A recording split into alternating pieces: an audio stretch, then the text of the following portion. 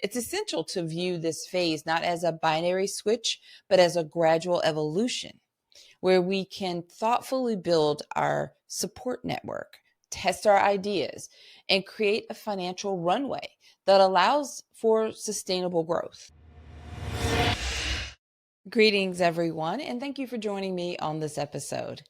Welcome to Public Health Entrepreneurs. This is the podcast for visionary leaders who are ready to transform public health and healthcare through innovation.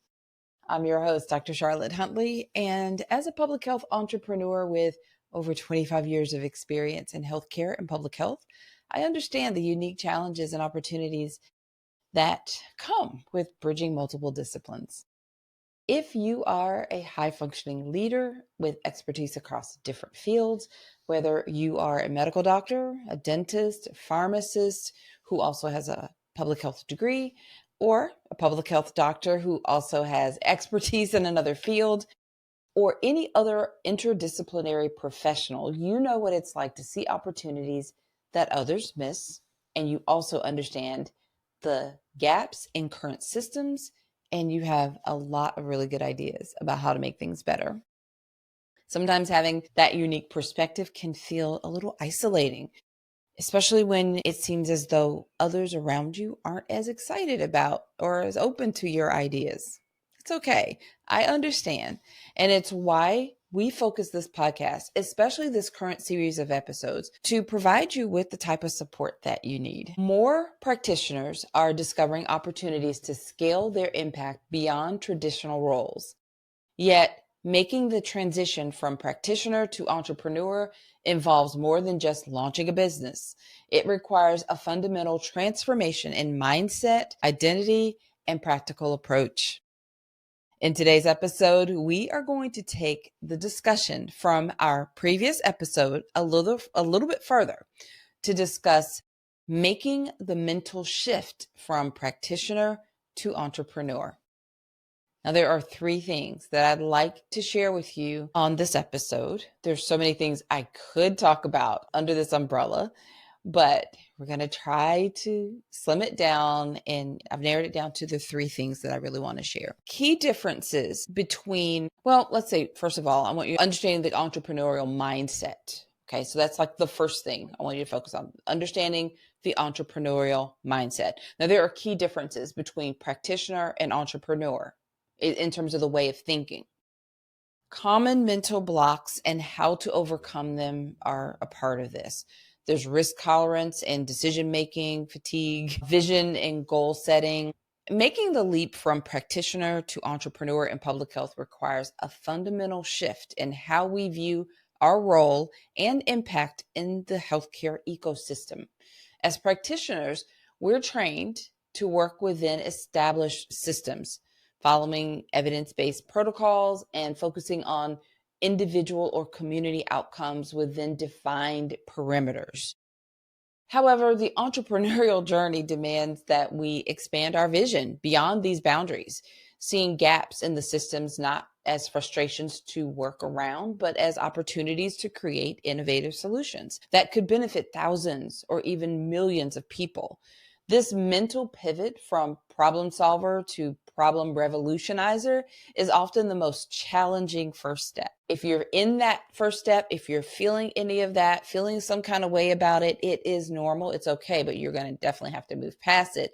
But just understanding that that shift is one of the first and most important things that needs to happen. The second thing is identity transformation.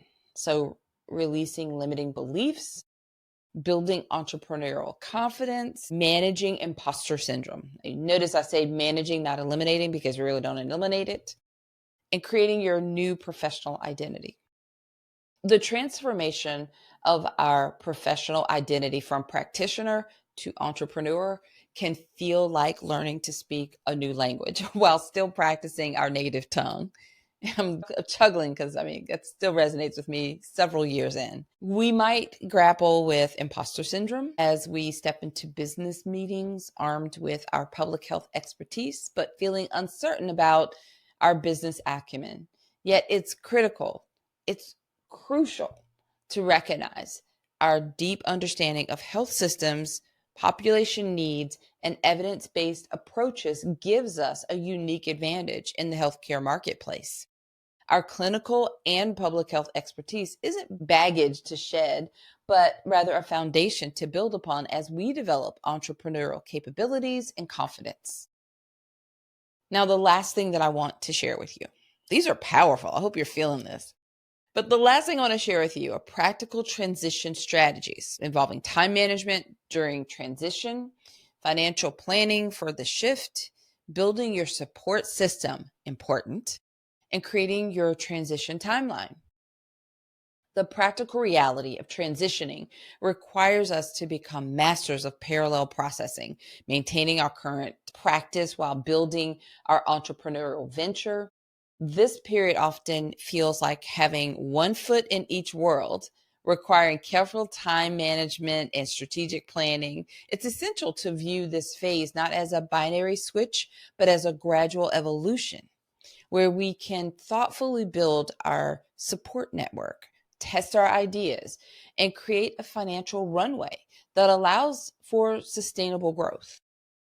Many successful healthcare entrepreneurs find that maintaining some connection to practice, even as they scale their ventures, helps them stay grounded in the real world problems they're trying to solve while providing stability during the early stages of their entrepreneurial journey. This is energizing to me, but I hope that you may find yourself in one of those 3 points that I brought up for you. But I just want you to know, I want to normalize the feeling and just say, okay, this is where we are, and help you identify where you are.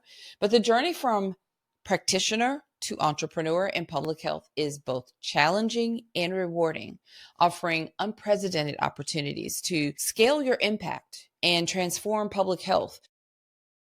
While the path may seem daunting, remember that every successful public health entrepreneur once stood where you are now, wrestling with similar doubts and challenges.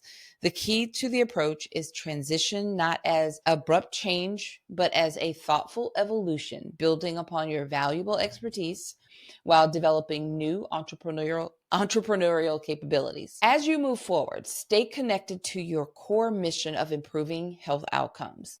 Let it guide your business decisions, and remember that your practical experience is a unique advantage in the entrepreneurial ecosystem. The world needs more public health entrepreneurs who are willing to take the leap into entrepreneurship.